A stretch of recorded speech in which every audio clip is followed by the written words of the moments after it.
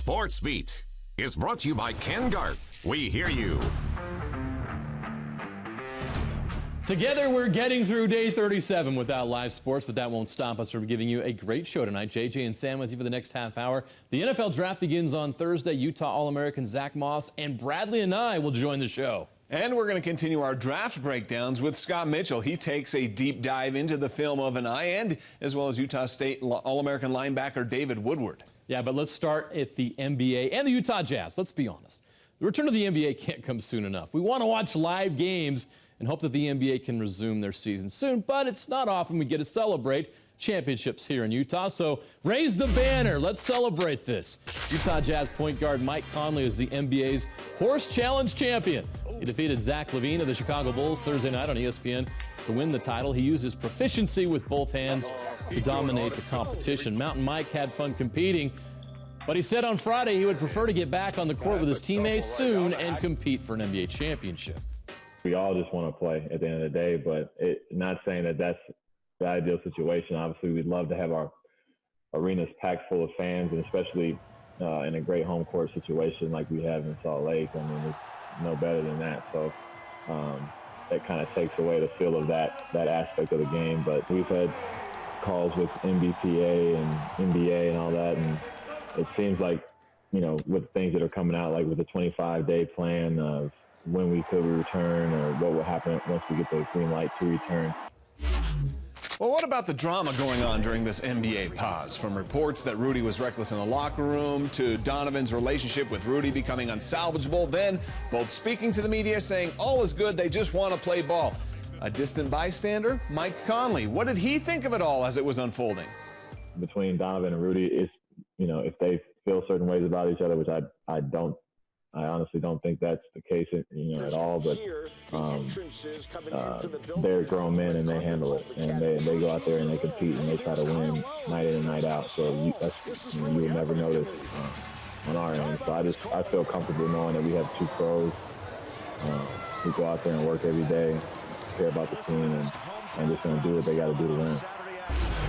He's the mayor of Sac Lake City, the all-time sack leader in school history, a Morris Trophy winner, and the 9th consensus All-American in Utah football history. Bradlee Anae joins us now on SportsBeat. It's 47 degrees in Salt Lake City as we tape this. What's the temperature in Hawaii right now? We're pretty spoiled out here. It's about 76 in the 60s or 70s. But it feels nice, and there's a nice breeze going through right now. We're still jealous, Bradlee. It's a lot warmer than it is here in Salt Lake City. It's just 4 days from your NFL dream becoming reality. What are your thoughts and emotions as the NFL draft approaches? I'm just excited to start playing at the next level. It's always been a childhood dream, but wherever I end up, it doesn't really matter much to me where I end up. I just want to go and start playing football already. You know, with this pandemic and everything, just wanted to be over already and play some ball. You just got off the phone with an agent. I know you've been busy with that. How many people are you hearing from right now, and what are they asking you? Hopped on a conference call with at least 6 or 7 teams. Some team has their coordinator in the call as well. Their defensive coordinator, they'll take you through play to see how you process things, and so it's just kind of just for them to see, you know, where how you take in information and a lot of, like, in your football IQ and everything. So you terrorized quarterbacks in college. We know what you could do at that level. Now you have to prove it at the NFL level. How confident are you that you're going to be able to do that? I'm totally confident. I just trust the process, trust the work, try to do that at the next level and prove to nobody but myself. And yeah. What are you most proud of in your career at Utah? Probably just being able to finish school. For me, that was one of my goals, and just to finish school and get a degree was the biggest accomplishment for me that I was able to do. Do you have a favorite moment or memory from a game, or maybe it's a team memory or a personal one during your college football career? My number one spot had to be my freshman year against Colorado when I had a sack. I think that was one of my first sacks ever. On 2nd and 10, Lindsey motions out. Lufau under pressure and sacked back at the 10. That's Bradlee Anae, the true freshman out of Hawaii. I did a little celebration at the end. I didn't know, but it just happened naturally, and it looked pretty good on TV. Yes, it did. You had so many sack celebrations over the years. It was fun to watch them. And you're going to have a great memory during the NFL draft when your name is called. It's been a pleasure to follow your time at Utah. You'll be missed here. We will continue to follow you in this next chapter. Bradlee, thanks for joining us. Thank you. Thanks for having me. All right, we got the NFL draft coming up next weekend, and we continue our NFL draft previews with Scott Mitchell, who joins us now here on SportsBeat. And Scott, we're going to turn our attention to the defensive side of the ball. A great pass rusher. He was first all-time at the U, top 4 in Pac-12 history in sacks. Bradlee Anae is a guy who I think can do very well in the NFL. What about you? Yeah, there are foundational positions, like there's a defensive lineman, there's an offensive tackle, quarterback, and a shutdown corner. And Bradlee Anae, if he wants to be that dominant player in the NFL, that foundational guy you can build a team on, he's got to be a great pass rusher. Yeah. And he is. And I'm telling you, he's as good as anyone pass rushing on the edge. So here he is right down here at the bottom, Northern Illinois, and he just catches an edge, boom, goes right by him, sacks the quarterback. And you don't see that once in a while. You see that over and over and over again. He's just incredible. Watch this play. He's up top now, blows by the guy, and then, like quarterback's, worst nightmare, defensive lineman's best dream, quarterback doesn't see him, but you see what he's really good is he catches the edge, he gets the lineman's hands down, and then he goes right by him. And he's amazing at this. He's a really, really good edge rusher. Edge meaning he goes outside and kind of speed rushes outside the offensive tackle. Well, in the NFL, those guys catch up to that, right? So you can't be a one-hit wonder, and he's not, right? He has an inside move, so he can set a guy up to the outside, and then he comes back to the inside. You don't see that a lot in college defensive linemen. They learn that as they go on. So he goes the outside, and then he says, no, I'm just going to go through the inside right here. Very athletic. So you see him again down there at the bottom. Very athletic quarterback, but he makes the inside move, and he actually gets to the quarterback. And again, another one right here. This is Jaden Daniels. He was a highly recruited player for Utah. These athletic quarterbacks, when you see defensive linemen sacking them, it's a good sign because those guys are elusive. They make you miss. And you see so often a guy like Bradlee Anae doesn't. A lot more of those quarterbacks in the NFL today as well. There are, yes, yeah. Not like it. See, I can move, Sam. I'm just telling you. Not now. I can't move. I can move to lunch, but that's about it. So another thing that Bradley's really good at is his get off from the line of scrimmage. And it's like a track meet. It's like who lines up first. So he's right down here, and as the ball snapped, he's the first guy to move. See that? Like all those other guys haven't moved. The offensive lineman's not even out of his stance. He's all the way past him, and then he has the awareness to get his hand up in the air. Tremendous get off, and this is another one right here where he just explodes. Great timing. The offensive lineman's just sitting there, and he's past him, and then he's great at just closing on these quarterbacks. It's amazing how good he was at tackling in space and getting guys. And again, I say this over and over. I feel like a broken record. These are points that don't change. I mean, you want to be an NFL player, be a guy that makes plays. And Bradlee Anae, as crazy as it was, he just made play after play. So he's down here at the bottom. The quarterback, it's like zone read. He reads it, sees it, no, and he misses all this. This is hard to do. Okay, imagine I got that guy running at me. Is he going to hand it off to the running back, or is he going to keep it? And Bradlee sniffs that all out, and he sacks a quarterback before anything happens. Of all the players that we have gone through, I think the guy who's made more plays, been more disruptive than anybody is Bradlee Anae. And he's a guy that he really has this ability to be disruptive, and I think kind of be a foundational player. I really do. But here's the other part about his game. As crazy, as quick as he gets off, he actually will play within the scheme. Yeah. And so you like a guy who, okay, go make a play, but also, again, he's at the bottom here, but still play within the screen. So the play goes, it goes away from him, he stays home, reads it, and then wham, throws him to the ground. Right? He's got a nastiness about him on the football field. Which you love, right? You love all, I mean, there's so many good things about this play, but he's a guy that he'll play disciplined. So You love that he has a motor, that he can get upfield, that he can rush the passer, that he can close on the passer, he can make plays, but he also knows his responsibility, and he's very disciplined as well. So Bradlee Anae is a guy, he can be on the end of the defensive line. He could also fit in a 3-4 scheme as an outside rushing linebacker. Where do you think is his best fit at the next level? I think he's a 4-down guy. Okay. Okay, I really do. But here's a guy, he's quick, very athletic. He can run. He's got a nose for the football. I see him being a guy that plays a long time in the NFL. The one thing is sometimes he gives up too much of his body. When he's rushing, he's got to learn to kind of create an edge to give less of himself. And when he does that, he learns a little bit of a technique. He kind of did that in the Senior Bowl and had a really good Senior Bowl. So he's a guy, he's going to get drafted. He's going to get drafted high. And it'll be fun to watch him develop in the NFL. Well, here we go. I think day 2 pick right here in Bradlee Anae. Thanks, Scott. We'll hear more from you coming up later in the show. I think the process has been going pretty good for me. Just trying to continue to relay the message with teams. Coming up, Zack Moss joins the show to share what the pre-draft process has been like for him. Plus, Scott Mitchell breaks down Utah State linebacker David Woodward. All right, we welcome Scott Mitchell back in as we continue to look ahead to next weekend's draft. And Scott, this week we want to pay some attention to one of the great Utah State defenders, David Woodward. This is a guy he's got a knack for getting to the ball and making tackles, but some people may not think he's worthy of a draft pick. What do you think? Where do you stand on David Woodward? Well, you always have to wonder about Utah State linebackers because there have been some really good ones. Bobby Wagner was one, and some of these other guys, the Vigil brothers, have been really good players. And one of the things about David Woodward, he definitely can play. Where he plays, where he fits in the NFL, not sure, but he definitely can play in the NFL. But what he is, he's a guy that's like really good at playing downhill. You love when linebackers do that, right? So here he is, he's right here, and they see it, but then boom, he reacts. You just see as soon as he reads the key, he's right in the backfield, and he's playing on the offensive side of the football.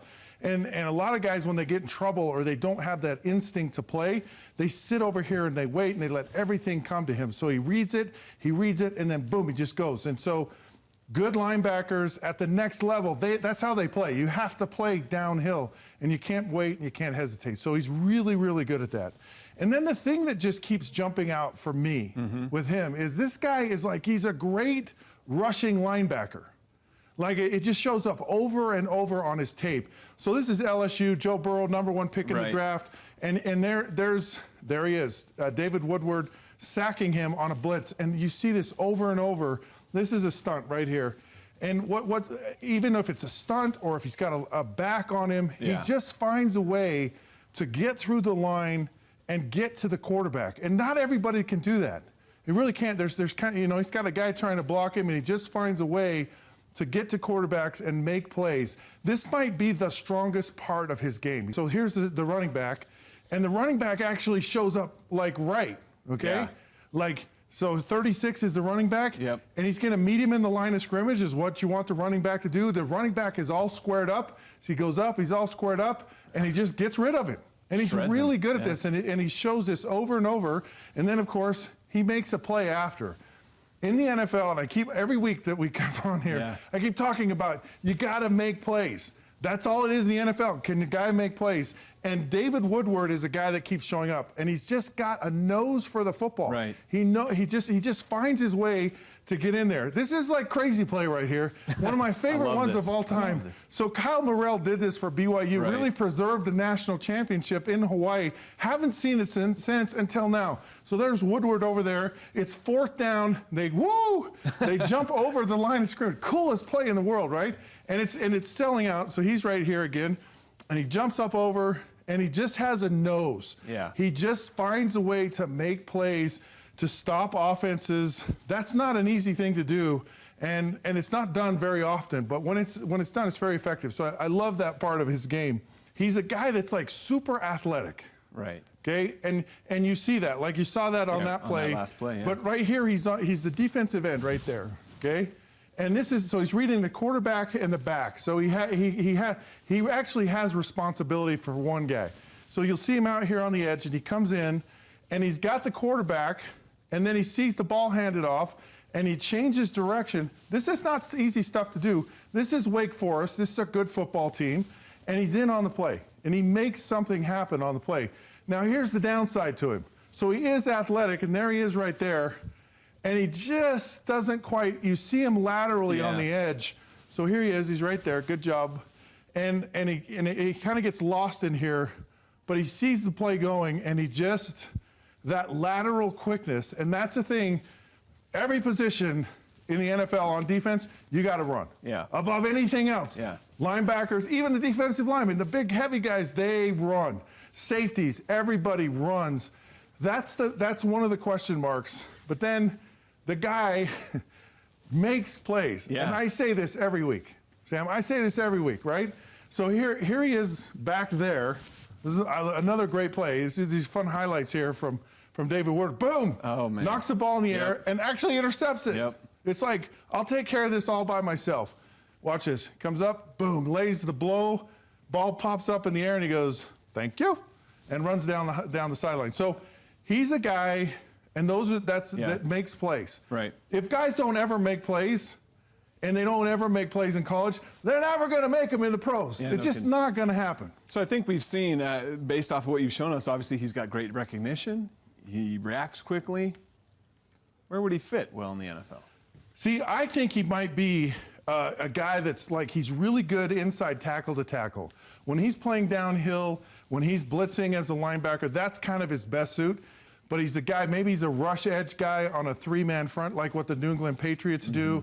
Can he play in the NFL? Absolutely. Where will he end up in the draft? I don't know. Of all the guys we're going to review, he's probably the least likely to get drafted. You were just telling me off camera about a guy named John Randall, a Hall of Famer. He didn't get drafted. And they had 12 rounds. Yeah, no kidding. I think there's going to be a defensive coordinator out there that's going to be very pleased to add David Woodward to the roster. Thanks, Scott. All right, well, when we come back, a conversation with another local NFL hopeful, Jeremiah, chats with Utes running back Zack Moss. Stick around. He's the all-time leading rusher in Utah football history, the Pac-12 Offensive Player of the Year, an All-American, and soon he will be an NFL running back. Zack Moss joins us now on SportsBeat. How's life as you prepare for the NFL draft, Zack? Life's good, man. No complaints over here. I think the question fans are most curious about is, what is the draft process like during a pandemic? How do you work out? How are you meeting with teams? Yeah.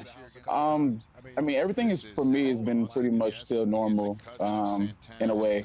You know, I've been able to still work out every day where I'm working out during this entire draft process. So, you know, things have been good for me, but obviously, you know, just everyday life has been totally different.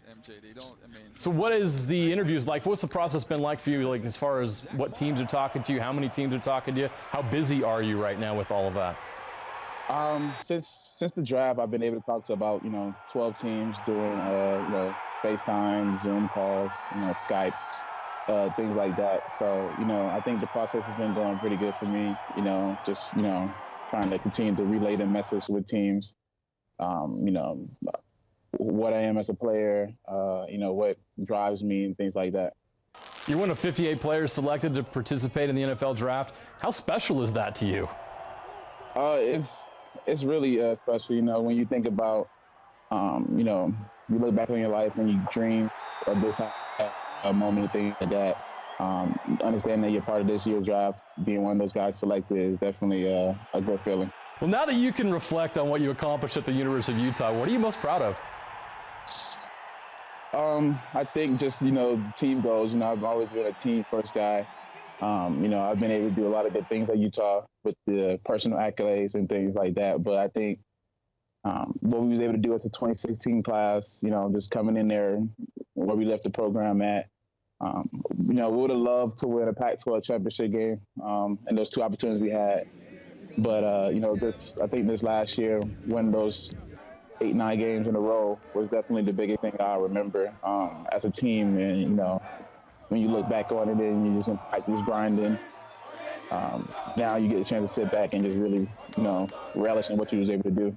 Do you have a specific moment or a memory, whether it's individual or team, that you're gonna cherish the most? I would say the Washington State game. The game after USC when we lost, and watching our team bounce back from that, because Washington State was a really good team at that point of the year. And, watching us come back, I wasn't able to play in that game, but watching the team just rally and go out there and dominate really set things off for, when I was able to return, and I'm trying to keep that torch going. I think that would surprise a lot of people. That is a great answer, though. Yeah. There's a chance that 8 or more youths are going to be selected in this draft. What's it going to be like for you seeing all of your teammates, so many of them, getting a shot to play and get drafted as well and share that moment? It's going to be dope, man, honestly. Been working with those guys for 4 years. We all came in together and lived in dorms together. And, just to see these guys go out there and, manifest their dreams and things like that is just really great. Knowing what those guys have been through, seeing what they've been through day in, day out, it's going to be really good for us. Well, Zack, it's been a pleasure covering your college football career. I know fans and this community appreciate what you've done here. We will continue to follow you in this next chapter of your life. Congratulations on achieving your NFL dream, and good luck at the draft.